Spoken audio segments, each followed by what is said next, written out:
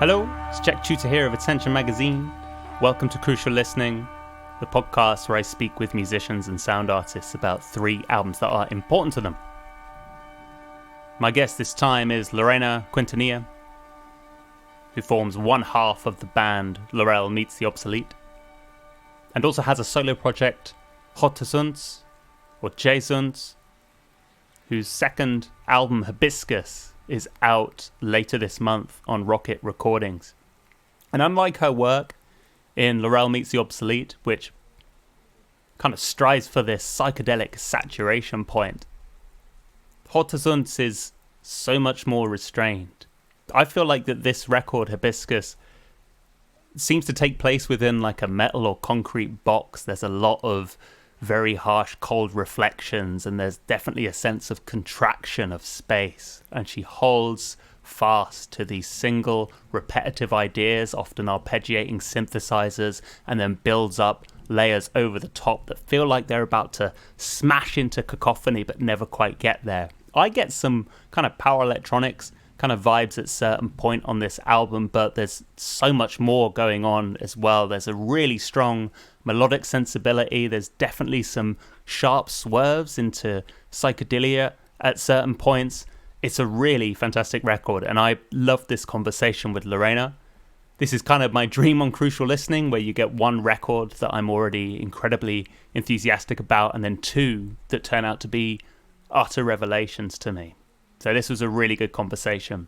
You can check out more of Lorena's music over at hotzunz.bandcamp.com, and you can also search Zunz on Facebook, or Zunz on Facebook. Also as well, if you head over to the show notes, either on your podcast app or on attentionmagazine.co.uk/crucial listening, Lorena has also included a list of albums to check out from the Mexican underground. We talk at a certain point in this conversation about a crop of bands within the Mexican underground, which Lorena thinks has been forgotten for the most part. So as part of an attempt to document these releases that may have gone unheard, you can check out her list of records there. Okay, that's it for now. Thank you for bearing with me, by the way. It's been a little while since the last episode. We are acclimatizing to having 2 parents back at work and doing the parent/working thing all at once. It's going well. I'll try and get these a bit more regular going forward, but no promises. Enjoy this conversation with Lorena. This is Lorena Quintanilla on Crucial Listening.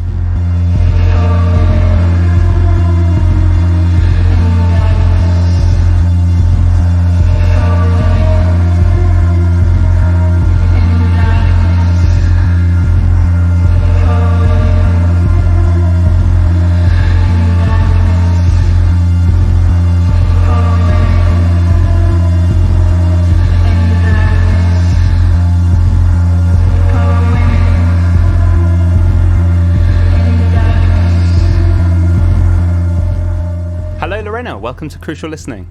Hi, thanks for having me. Thanks for coming on the podcast. So you're here to talk about 3 important records, as always on the show. Before we go into your 3 picks, I wanted to talk about your new album, Hibiscus, which will be released on Rocket Recordings later this month. So let's start with the initial genesis for the project. I understand that there was a John Cage biography that played a part in there. So can you tell me about the initial feelings and ideas that were coming up when you initially started this album?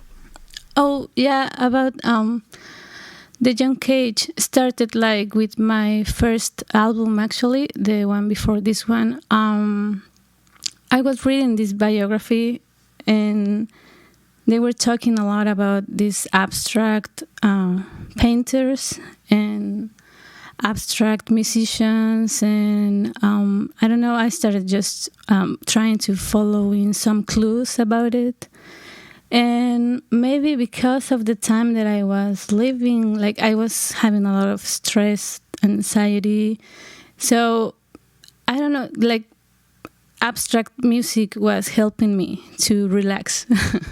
So I connected with all these minimal composers and with all the also the paintings, you know, like very clean geometry especially.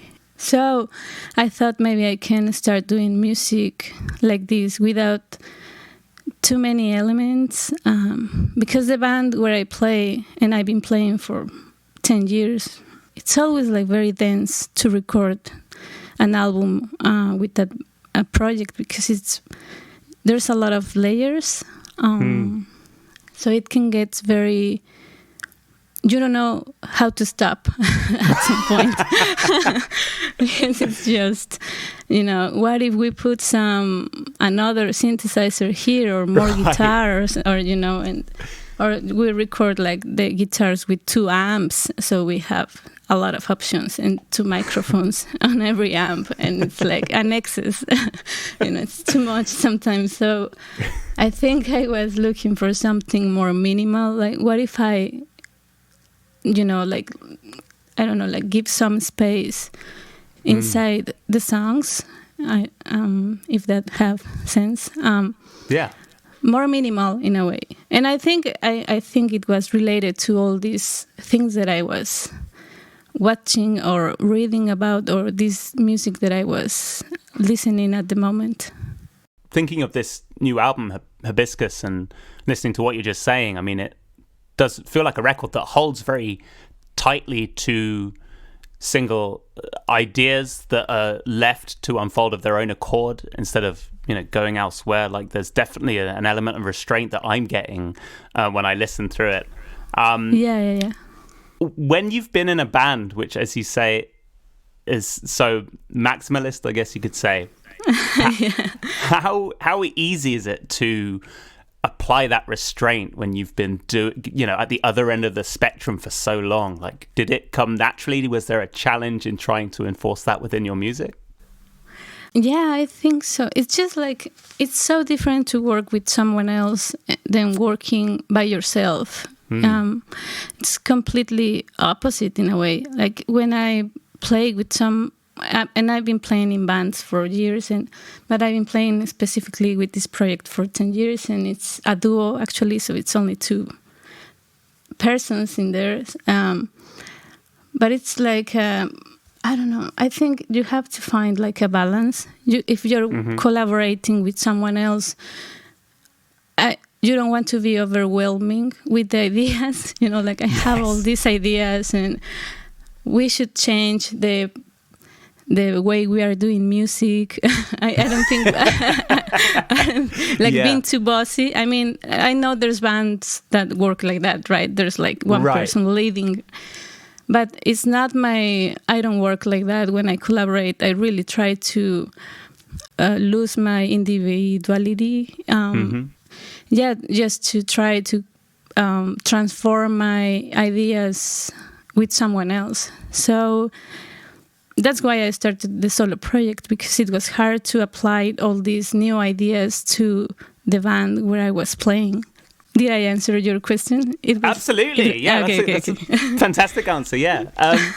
And so I understand Hibiscus came into fruition, by the sounds of it, about a year ago. I don't know how much of this you can talk about, but could you tell me about your recollections of putting this album together? Like, when you think back to those sessions, what does creating Hibiscus look like to you in memory?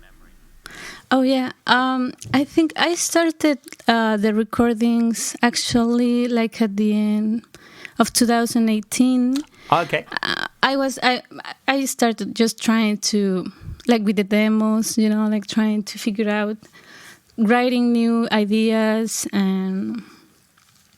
But then I needed to go on tour with this other band where I play, and so we left in January, and then I keep going with the recording scene by the middle of 2019.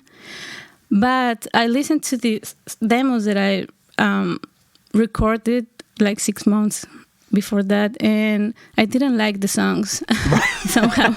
It's like, sometimes you have a lot of transformation, especially when you're touring and you're listening to a lot of music and talking with a lot of people. I don't know, I think it's like there's a lot of transformations inside.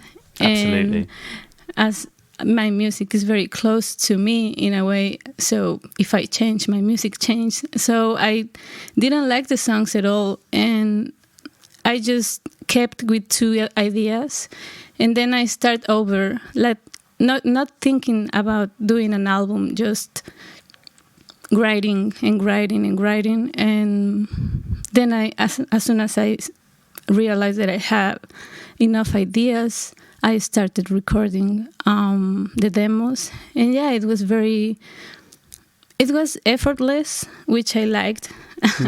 I don't like to think a lot when I'm working, when I'm doing music, because I think a lot all the time. So when I'm doing music, I'm really it's like a rest for my head. And I'm just trying to go more with the feeling. How does it feel? If it goes with me or not. But I don't think a lot. And so I started just recording like the arpeggios first, and trying to see what I don't know, like how to unfold all the rest. Like you said at the beginning, I think that's how I work, like just trying to keep it like minimal and repetitive, and just be more playful with the elements and the vocals, maybe. Yeah, it's interesting you say about not applying much thought to the process and just going with feeling. I mean, there was, there's moments on the record that, whilst you do have those moments of repetition and slow unfolding, also some quite dramatic changes that take place as well. Like, I think you can correct me if I'm wrong, but is it on 33 where you have the backwards snares coming in and suddenly it's a completely different atmosphere all of a sudden. Do you think something like that, I mean, that felt to me like something that was definitely riding feeling rather than being something that was a product of the head? I mean, is that the kind of thing that flows out when you just kind of, let the thought take you there? Yeah, for sure. Yeah, like that song, it's like maybe it's the first song that I do like that. It from beginning to end, like I just wrote it. Also, it's the first song that I do in the synthesizer, that I write in the synthesizer, because I used to write with my guitar, and then I translate all that to synthesizers or something else. But that song came very easy, like effortless from beginning to end. It has some mistakes. I mean, I did a mistake. Like, there's like a key that is holding like beep, beep, beep at some point. And that was a mistake, actually. But I like it, and I keep it, and I keep going. But I just try not to think, which is difficult sometimes when you are trying to. That's when I know that I have to stop working, when I'm thinking too much. Like, what should I do next? Yeah. I think that's bad for me. I mean, I'm not judging like other people works in different ways, but I don't like to think when I'm at the studio. And you say as well, I've seen you say that it's difficult to describe the record yourself because it's continually unfolding to you.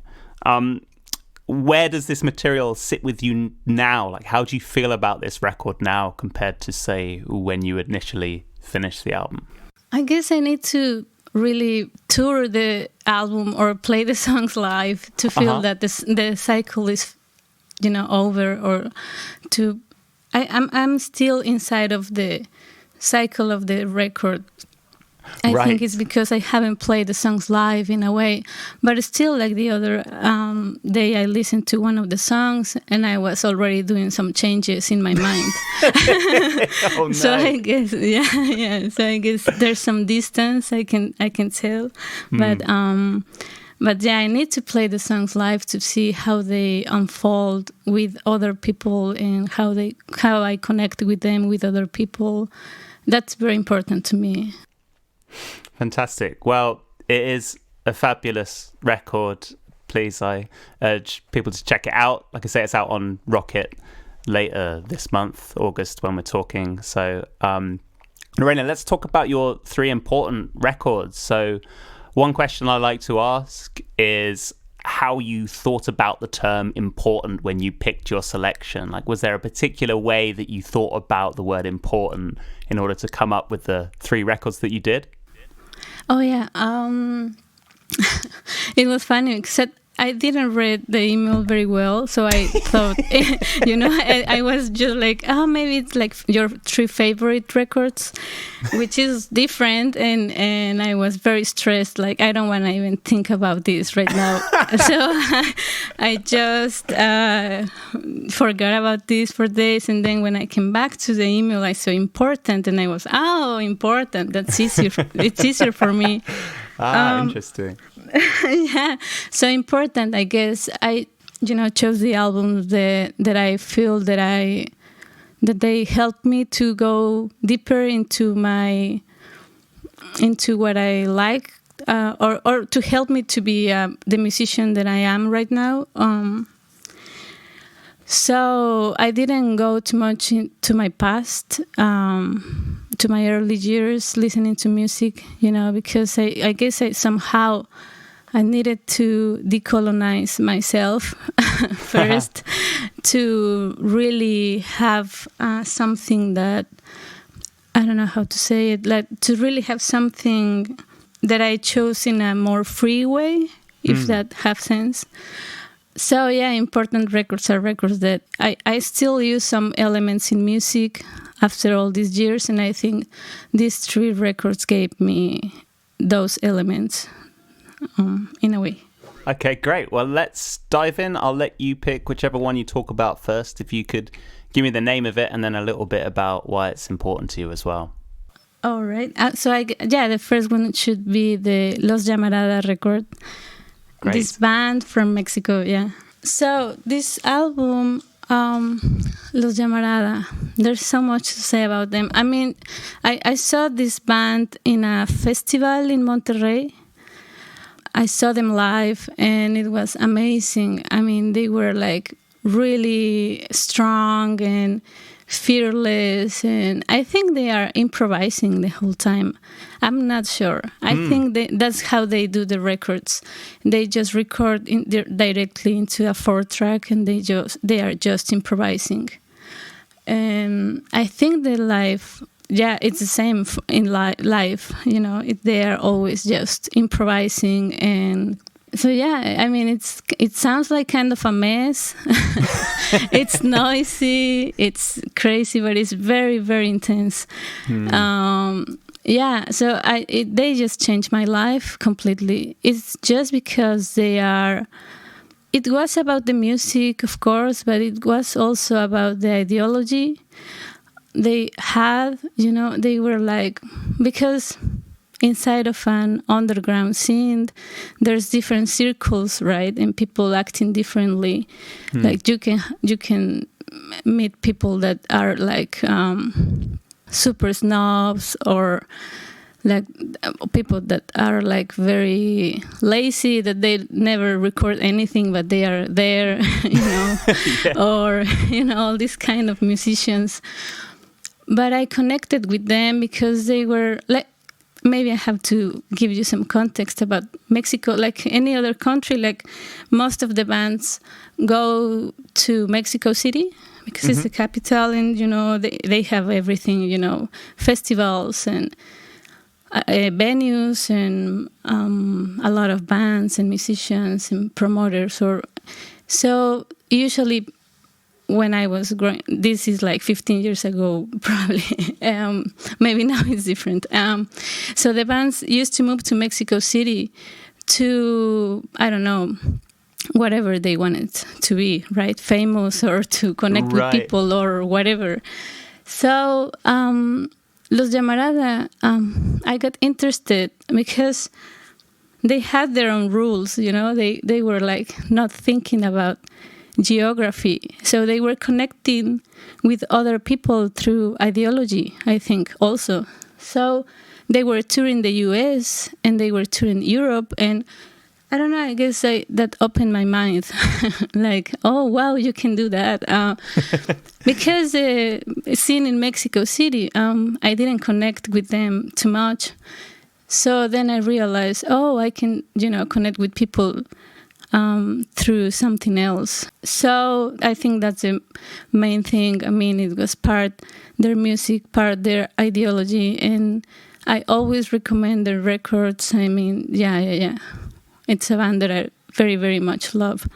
And the record you picked as your important record is Gone Gone Cold. Yes. Am I right in saying that that's their last album that they released? I think so, yeah. Yeah. They have an EP, but I don't remember if it came later on. But yeah, this is the last one, I guess. Now they are playing. They are playing again as Los Llamarada. I just listened to a couple of songs they released on Bandcamp. Because in the middle, I think the guitar player left the band, and he took the name maybe, or he didn't want them to use the name. So they started playing as El Terror, like another name. They kept going, but they were not so much able to tour anymore. You know, they have kids and all that. But now they are playing again as Los Llamarada. So I think they will release an album very soon. I mean, I love this. I'm going to need to see if I can buy it or get a hold of it somewhere, because this really hit me hard. This is amazing. I think, as you say, that there's a sense sometimes with this kind of music, there can be a very surface level sense that everything's falling apart or everything's out of alignment. But I think what came through to me was just the core feeling or sentiment. They were all so incredibly harmonized, or it felt like to me like harmonized around a single atmosphere or energy or something or whatever. It was all convergent on a single point. Which maybe that's what makes it so hard hitting straight away. I mean, is there a particular factors about this record, Gone Gone Cold, that meant that you picked it above the other records that you could have gone for by then? Oh, I think this was, maybe that this is the record that I listen more. I have the other two. The other two on vinyl, but this one I don't possess this vinyl, which is a shame. But I remember this was the first album that I listened of them. Nice. And I was just listening in my iPod all the time, which it's hard because it's recorded in a 4-track and everything is so noisy. So with the headphones, with the these cheap headphones, it was like super really stressful lo-fi. at some really lo-fi. So, but and I think when I saw them, maybe it's just that I don't remember very well, but I think they were playing some of these songs of this album because they released the album the same year that I saw them playing live.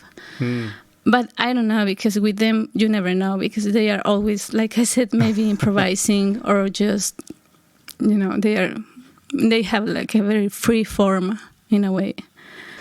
And so you mentioned that festival where you saw them. So had you heard of them before you saw them at this festival? Was that the very first time that you'd experienced them? Yeah, that was the very first time.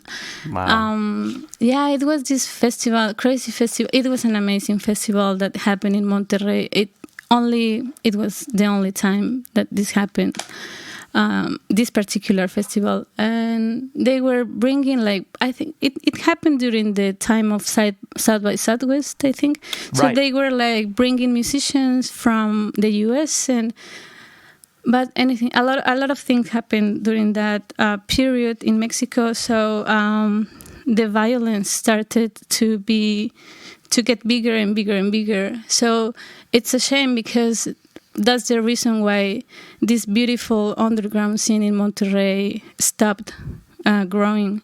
They had to close the venues because it was impossible to go out during the night. There was a lot of like narco-traffico things happening around. A lot of violence. Like, it was like a hard time for them. So it was a very healthy underground scene. They had like labels, they had venues, they had like promoters. they have like also this like exchange with the US because they are close to Texas, right, to the border in a way. So they were having all these amazing things happening. But yeah, it all stopped at some point, and a lot of musicians just moved out from Monterrey to Mexico City or to other places. Yeah, I read an interview with them where they were talking about at a certain point, like house parties as well. Like house parties just stopped because they were allegedly a place where people were converging that could end up being hotspots for theft and violence. And they mentioned like a poster for a house show that said something to along the lines of like, it's a show like we used to have, as in this like almost nostalgic thing. But even though the nostalgia was for like 2 years ago or something, you know, it's like this. Wow. Yeah, it was crazy. I was decided to move to Monterrey because I played the venue. I also played at festival with one of these bands where I played before, and I wanted to move there, and I was about to do it, but then all this stuff started to happen, so I just decided to move to Mexico City instead of Monterrey. But yeah, it was a shame. It was a beautiful scene, and the thing is that even now, if you talk with this happened in 2010, this festival, but obviously started to happen before that, all these venues and all this movement. But if you talk with, there's like, I don't know why we lose parts of history here. I don't know why. Maybe nobody's doing like documentaries or something about these things. But I've been talking with younger musicians now, right? Like musicians that are 20 years old or 25, and they don't know anything about this. Wow. So it's crazy. Like, yeah, I think that's one of the main reasons why the underground scene in Mexico is so disconnected, in a way, you know, because there's not like, people forget about things, that these things happened. Maybe we need more documentation about this. I was actually thinking like I should write something like about this festival, just not to forget that we had this at some point. Right, yeah. And these bands like Los Llamarada or other bands, I also remember it was very like, one of the things that I also super liked about this scene was that there were a lot of women. And that's incredible. Like, if I think in the scene in Mexico City or in Guadalajara, where I come from, I mean, I was the only woman playing sometimes, the only woman on stage. You know, it was like 6 bands, all men, and I was the only woman. Like, something should be very wrong here. Right, yeah. Something is happening. And when I played this festival, I mean, all the bands with women, it was amazing. I want to move here. I want to be part of this. It's a shame that it, stopped happening. Yeah. I've never understood that about segments of the underground, which are supposedly counterculture, yet have such a conservative gender representation. It's mind-boggling, right? Yeah, that's true. Like the hardcore scene in the US, right? Like they were in the 80s, like some hardcore scene was very sexist. Right. And it's crazy. Yeah. Yeah, it's ridiculous. So with Gone Gone Cold, do you have a favorite track? Is it possible to pick one? Oh yeah, I always like the first song a lot.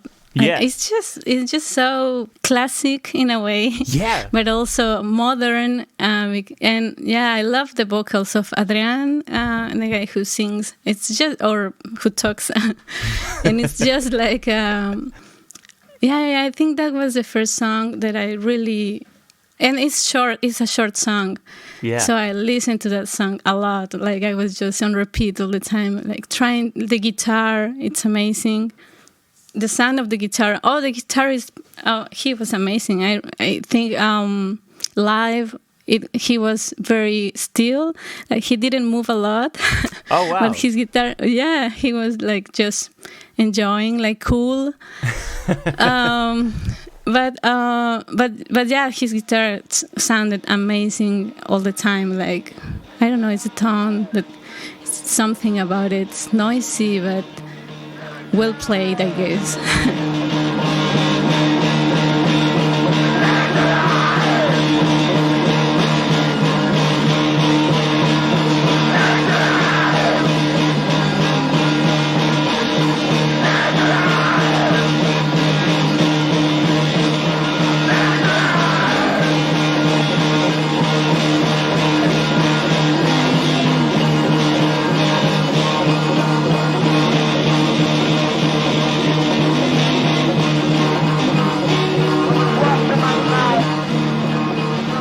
Great. Well, Lorena, let's go to your second important record. Again, if you could give me the name of it and then a little bit about why it's important to you as well. The second, what else? Oh, I have this, the Philcore and Legacy record, African Skies.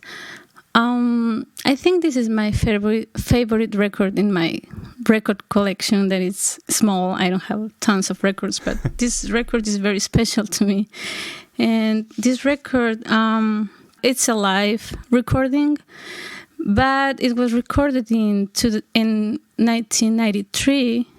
And then this label, Captcha Record, who they actually were my label for a while, they reissued this album in 2010, and the guy from Captcha, Benjamin, he gave me the record.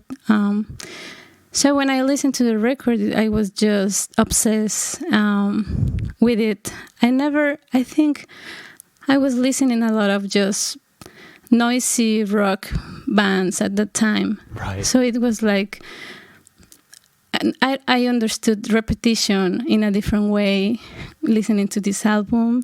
It's beautiful. It's contemplative also.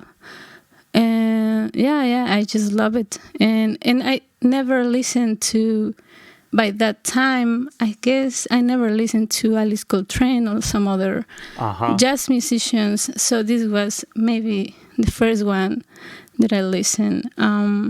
That has this kind of spiritual jazz vibe. And then I realized this that Phil Curran played in Sonra. Yes. So yeah, maybe I listened to Sonra before this, but yeah, I mean, I really like the album, and I still love. I mean, I play this album like all the time if I'm cooking or if I want to relax, or if it's the album that I pick when I don't know what to listen, and then I know that I need this album. It's an amazing album. Yeah, I can't believe it's not better known, or that there's not a huge amount of documentation about it online. Like, I know, yeah, that right. blows my mind. Yeah. Because you see, obviously, you mentioned Alice Coltrane there, and I think definitely I got similar vibes. Like, obviously, it's an entirely different record, but in something like Journey in Satchidananda, it felt like of that kind of vein, right? But yeah. The bass lines, yeah. Yeah, absolutely. And you say you understood repetition differently listening to this record. How did your understanding of repetition change through listening to African Skies? It's just there's some simplicity about it, you know. It's just you have to have a very strong arpeggio or whatever. I don't know how to call it. I don't know. I'm not. I don't know anything about I would call it musical as well. terms. Yeah, I don't know if that's right, but it sounds right.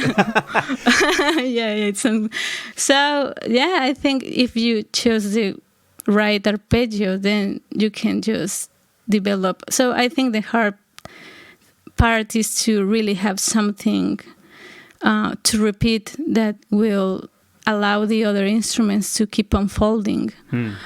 It has to be something strong, I think. If you are repeating that over and over and over, it should be something good, or with, you know, like very, that makes you feel some kind of pleasure, or I don't know. So I guess this happened to me with this album, that I was listening I understood, like before that, maybe I always liked the repetition, but this one was just different, with more meaning maybe, better structure, and of course they are all, I imagine, like amazing musicians, right? Yeah. So, but it doesn't sound like that. Still sounds very intuitive, or yeah. The second track, is it White? Oh yeah, the second White track. Nile, is that right? Yeah. That's my favorite one. Yeah. Yeah. So it's like just a 10-minute, basically based around that, a 10-minute arpeggiation, right? Yeah. Yeah, I love that. I think that's my favorite. It's just so pleasant. Also, it has, I don't know if you notice, like it has like it changes at the end. Yes. Right? I was going to talk to you about that. It's amazing. Yeah. It's amazing. And it only happens once, and then it's over, and then it's like it keeps going the same. As it's fading out, as well, like basically, It's such an amazing move. Yeah. Yeah, that thing, I think that's my favorite thing about the whole record, that little thing that they did, like why did they change?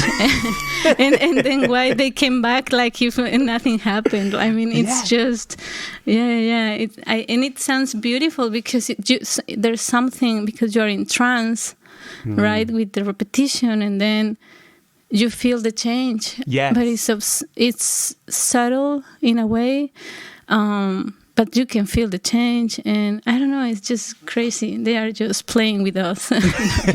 It feels like that.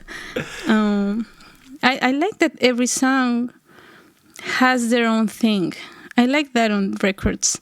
Like like they are different from each other, and they all, like, you remember, well, oh, that's a song with the rhythm, or that's a song with the change, or that's a song with the, I don't know. I think I like that about this record, that it's not like just all the same. Yes. It's just they are so different from each other, even though they are from the same source or something. Yeah. I mean, I think the track after this one it's just like it's a 12, I say just, it's a 12-bar blues, isn't it?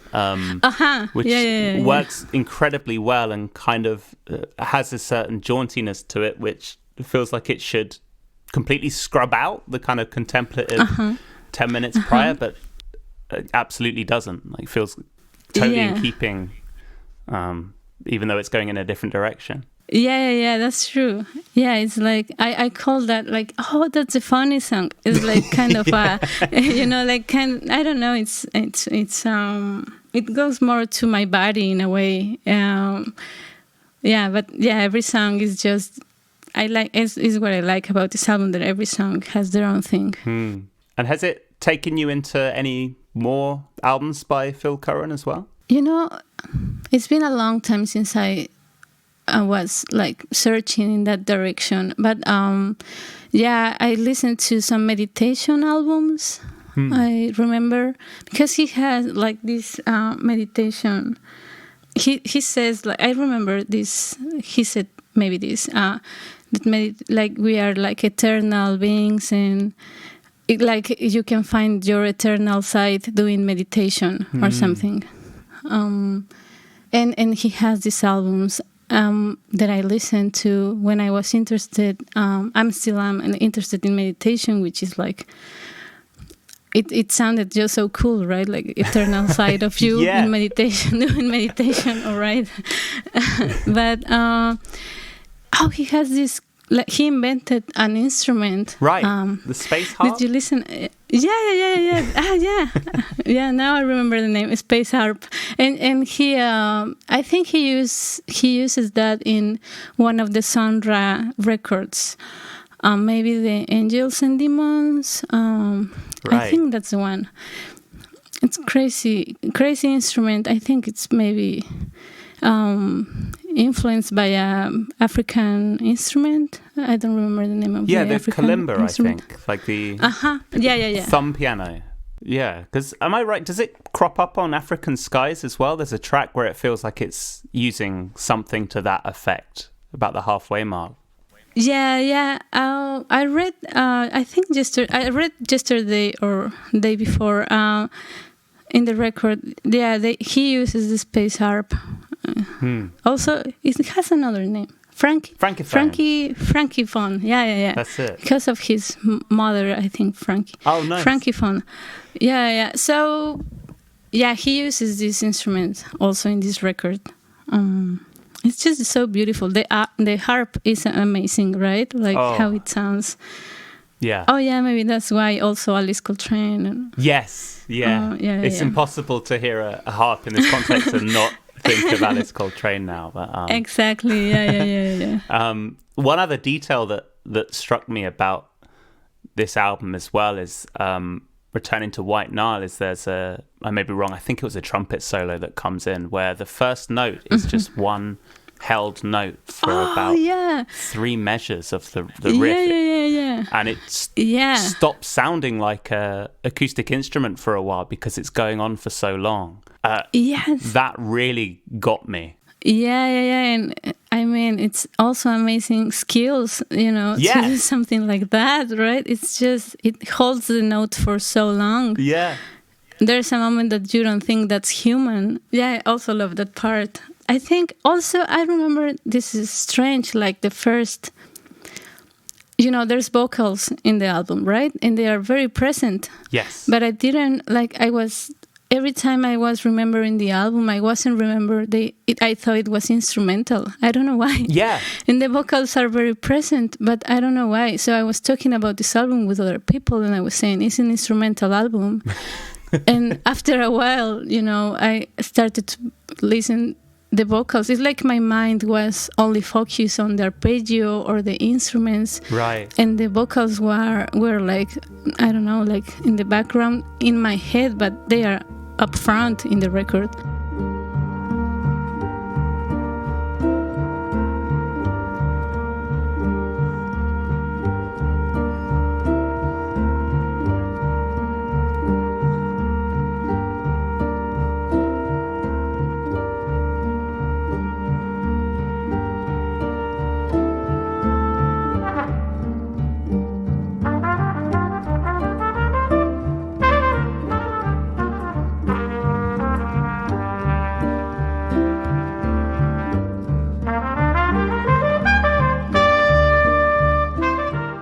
Lorena, let's discuss your final important record now. If you could again give me the name of it and then a little bit about why it's important to you as well.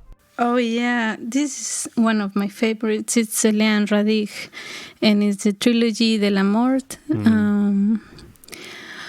I mean, this record is just so amazing. It's a long record, but it doesn't feel to me too long. No. There's some magic in there happening because I don't know. It makes you question the time or how you feel the time. And this record, I think I don't know when this came out. It was recorded in 3 years or more, 4 years. Yeah. From 1988 or 89 to 1992 or 3. That sounds right. I think it came out in 1998, I think. Oh, yeah, maybe, yeah. Well, I read, because I wrote something about this, someone asked me about one of my favorite records, so I did a little research about this album. Then I realized that she didn't want to do a 3-part album. She just did the first one based on the Tibetan Book of the Dead. And then her son had an accident and he passed away. So she started the second part, which I think is the more dense part. It's super dark. And it's heavy, it's deep. And then I think her master died after that, so she did the third part thinking about him. and then someone suggested her, like, you should do the 3 parts in one record, and she was like, all right. and then we have this amazing record. It's like 2 hours and 30 minutes longer, right? Yeah. Or something like that. Yeah, it's a long one. I mean, I read, so I think you wrote a piece on Sonic Cathedral about this record, and that it had been one of the albums that you've gone to during this period of lockdown. I mean, what is it about this album that has aligned with this period of time for you? Well, I think it's very healing. I think that's the main reason why I start to listen to this again. It's just, I don't take this record like, I know music is to enjoy, right? But I don't take this record very lightly. It's just because I think it's a very intense experience to listen to this album, especially. So there's something in the vibrations of this album that it's really, it feels like it's cleaning your house and or something, or your of bad energies or of something. It's doing something. It feels like really like medicine, or like it's doing something to you also, of course. And even when the record is over, you can feel that it keeps going somehow. Yes. Right? It's just, maybe because it's too long, or because the intensity of the tracks, I don't know why, but it feels like it keeps going inside of you. Yeah. It feels to me as well something very fundamental about the frequencies and the textures she's playing with, which obviously it's all done on this ARP synthesizer, right? But it doesn't sound like a synthesizer in any traditional way. It sounds like a hum. Yeah. You know, it sounds very fundamental like that. Yeah, that's true. Yeah, I think that's why because I was so afraid of electronics before, right? I was just with, my guitar and my pedals, and that's it. And I was afraid of synthesizer. I thought it was too difficult or something. But then when I started reading about these pioneer women using synthesizer all over the world, then I realized that you can approach the synthesizer also in a like intuitive way, like I approach my guitar.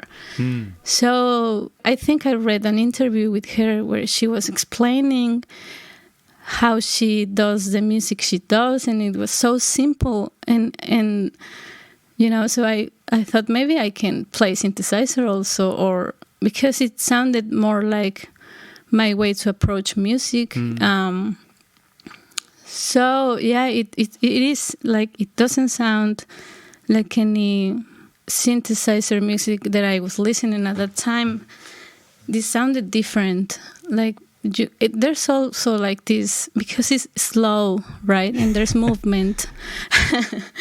So it's also a record that I think it helps with if you are anxious or with anxiety or something like that, that wants you to keep going and going and going. Right. I think this helps with that. It's like medicine for that, because it's so slow, but there's movement still. That's such a great point. I read there was an interview with her in The Wire, and the writer said something to the effect of that change in her music is not perceived as taking place, but so I'll do that again, is not perceived as taking place, but as having taken place. So you're aware that you are somewhere else rather than that you are in transit, which completely rang true to the experience for me. Yeah, completely. I mean, she's a master of that. I think now I remember that she started doing this with feedback, right? Right, like yeah. So this is amazing manipulation of sound. I mean, it's just the feedback that I was used to was crazy feedback, right? Like going to your amp and like very loud, and you know, like you don't feel you don't control the feedback. It's just doing whatever it wants to do, but listen to the feedback albums I think it was the early work of Felian. They are so relaxing. Yeah. Also, so it's crazy. Like, I never thought about the feedback in that. Feedback, like like that, like being so relaxing when it's something that it's in my music was supposed to be more aggressive, or like trying to be as loud as possible. Yes, exactly. So that also changed my mind about all these sounds and how can you manipulate the sounds in different ways. Speaking of the sound sources that she uses as well, I mean, in more recent times, she's now working exclusively with acoustic instruments. Have you dived into that aspect of her work, and does it speak to you in the same way? No, I haven't listened to anything of that. Yeah, no. Oh, interesting. Yeah. I don't know why. Maybe I was afraid. But no, I haven't listened. I read about that a lot, like how she works with the musicians and all that, but I haven't listened. I will go into that part of her work for sure. Have you listened to that part? Yes, yeah. My first experience of her doing that stuff was live, actually, because I was... like you, I was reticent because I was so attached to what she was doing with the synthesizer and electronic sources that I felt like something might be lost if it was being funneled through acoustic instruments and purely through human hands and human limitations like breath and, yeah. But it feels like that the spirit has still been very much retained, and it's really fascinating to hear it withdrawn from electronic sources and then put into people and gestures as well. So you mentioned that obviously this record feels like a long record, but it is a long record, but it doesn't feel like it when you're listening to it. Is this a record that you regularly listen to from start to finish? Yes. In fact, I don't know where, because I don't have the record. So I listen to this. There's in YouTube, you can find the full record, yes, or on whatever streaming platform. So I don't know exactly. I didn't know the parts of the album. I didn't know that it has 3 parts. I was just listening the whole thing. Wow! Until I started until I wrote these things for Sonic Cathedral, that I started to research more about this album, and I realized, it has 3 parts, and then and it has completely sense that they were written in different times, because you can feel that the time passed between one part and the other. Yes, if you pay attention to that. So that's when I realized, the part that I like the most is the part, is the part that she dedicated to her son, which is pretty intense. And I read that she doesn't listen to this part because it's difficult for her. Yeah, I read something similar, that she just and that also she just hears all the mistakes in it and didn't even want to release it at the time as well, which seems absurd that we could have been without it. Yeah. You mentioned as well, and it's come up a couple of times, meditation. Obviously, Eliane was big into Buddhism as well. She was a Buddhist as well. Oh, yeah. What is it about meditation that you're drawn to? I think it's interesting, actually. I should say that you mentioned that, while music is primarily designed to be enjoyed, there's something else there. I think maybe the same can be said of meditation as well, where it's not necessarily always an enjoyable experience, but perhaps, I don't know, an authentic one or a nourishing one in some sense. But what is it that drew you to meditation, and what is it that fuels your interest in it? Meditation is, I think it also, when I was reading about John Cage, and it was something about it that I just felt curious about. Just maybe because I needed to do it, and now I do it. I mean, I've been meditating for maybe 4 years now, twice a day, every day. Wow. Yeah, I do the transcendental meditation, the one that goes with a mantra, which is actually more like a sound. Just because I read that it was even kids can do this meditation, so I thought that's the one for me, because I'm very. It's very hard for me to stay still. I want to move a lot. So I took this meditation here in San Diego. There are centers all over the world, but in Mexico, the closest center was in Mexico City, so San Diego was closer. So I went there and I learned how to meditate. And it really, like, people say this, but it really is true. It changed my life completely. I mean, everything. And I guess it was thanks to all this music, because I was feeling so connected to this music, and all these musicians were talking about meditation, and all this abstract era it's also very they were always talking about meditation and Buddhism, and so I don't know, somehow I connected with this. And it helped me. It helped me a lot. I mean, I started in the meditations. The thing is that when I started meditating, I was having like a panic disorder. That's how the doctors called it. Like, you are having like tons of panic attacks during the day. And I never had a panic attack before in my life. So it was like something strange that my body was doing. So I thought maybe meditation will help me, because I didn't want to take medicine. So the thing is that my meditations at the beginning were very intense, kind of like this middle part of this record of Elian Radic, where it's like super intense, that you feel, it's not relaxing at some point. It's like, what is going on? Right, yeah. Right. So my meditations were very similar to this state, like very intense, like, I don't know. But I received, I was always in contact with my teacher, and she was telling me like how to process this. And she always told me, like, if you feel better after meditating, it doesn't matter how you feel when you are meditating. So I actually was feeling better. It's just the meditations were very intense and completely different to what people tell you sometimes, right? Yeah. Like, because I guess when you are like having some kind of healthy issues, it's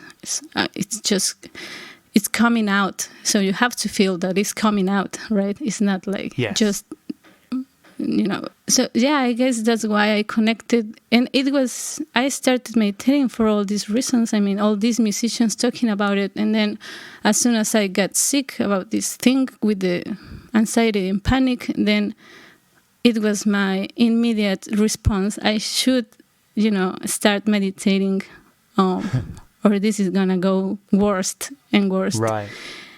And it was true. It helped me a lot. And yeah. So, but now my meditations are more quiet now, more like relaxing, or they change every day. I was going to say, do you feel like you get different benefits or different experiences now when you're meditating? Yeah, it's always different. Sometimes I have like images, of something, like very like quick, like fast, like I can see something. It's always like nature related, like trees, like a tree or something. And I never had this before. During my first meditations, I never had this. It was more like intense, and then that's it. Recently, I've been having like these images, so I think it evolves somehow with you, and also like the moments they said that there's a moment where you transcend, and there's no thought, and it's like pure silence that you have. and that's when your body is actually resting, deeper than sleep, they said. Yeah. And those moments, I mean, I didn't have those moments at the beginning, the first 2 years maybe. And then I started to having these moments of silence. But they only, it's just like microseconds. It's just so... Yeah. They're like, you feel like, oh, I wasn't thinking for... I don't know. Do you meditate? I mean, nowhere near as consistently as you. I went through a period of doing it very regularly around the birth of my son, and nice. I felt like it was probably one of the most integral aspects of keeping on a level when there was no sleep and a lot of panic around what the fuck to do and how to look after this new life. So but it generated, and I know a lot of people talk about this, but this negative space between how maybe I may have acted in that scenario without meditation, and then there's a negative space and an opportunity to generate a different reaction and to feel separated from that initial impulse, which allowed me to like not freak out and maybe just be to the detriment of my wife and child. In that scenario, it meant that I could maybe be a bit more supportive and level and balanced. So but you have definitely inspired me to certainly this is one of those moments where I'm feeling moved to try and get back into it with more consistency, having spoken to you. So it's just, I think it's like because they said that it's like if you stop doing it, then just stop having the benefits, right? Yeah. Because people sometimes start to feeling so good and so centered and everything balanced, and then they stop because of this. Yes. And then you will go back to the stress or the anxiety or all this tiredness. So it's something like going to the gym, I think. Absolutely. Like just have to keep going and keep going. And so I guess you've been doing it all throughout this lockdown period as well. Has that felt like it's helped? Yeah, a lot. I mean, because it's like I've been having some insomnia, and it's something that happens to me a lot, like comes and goes. So it's like you were saying, like when I meditate, I actually gain some energy to keep with my day, right? If I'm not sleeping at night. So it also helps me like through these insomnia periods, because I can actually keep going with my day. Right. And then I will, yesterday I just slept super well, so it's fine. And my meditations then are different. Usually when I don't sleep and I meditate the next day, I will kind of fall asleep while I'm meditating. Yes, yeah. Which is maybe something that my body needs, because so you don't have to try to do anything. So if I feel sleepy, I just fall asleep a little bit and then go back to the meditation. It's only 20 minutes, like in the morning, 20 minutes in the afternoon. If I feel more disoriented, or like now that we are under lockdown, that sometimes I feel disoriented with the time, like I'm going crazy, then I start to do it more often, like maybe 3 times a day. Wow. Especially like when I'm touring, I try to meditate 3 times a day, because it's just to feel more energetic and better. I mean, I could talk about meditation forever.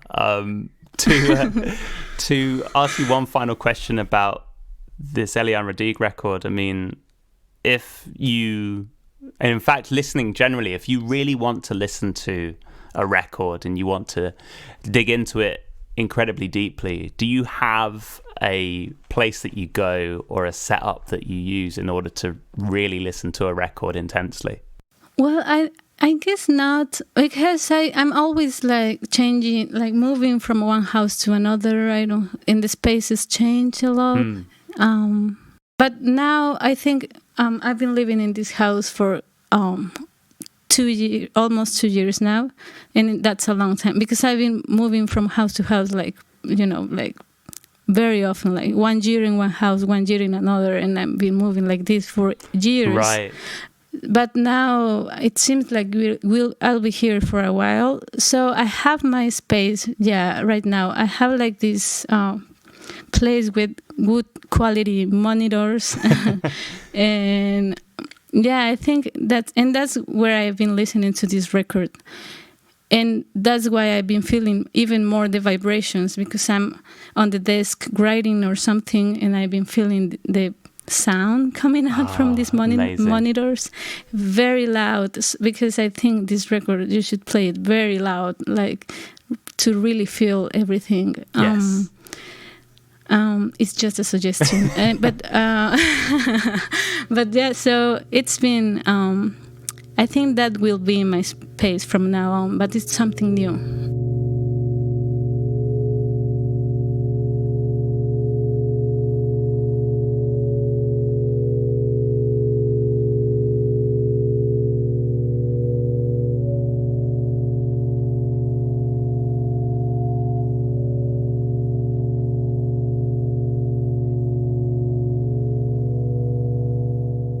Well, Lorena, thank you so much for talking with me today about your 3 important records and also about Hibiscus as well. This has been fantastic. Oh, thanks to you. It was fun. It was super fun. And if people want to keep up to speed with what you're doing, is there a best place online that they can go to?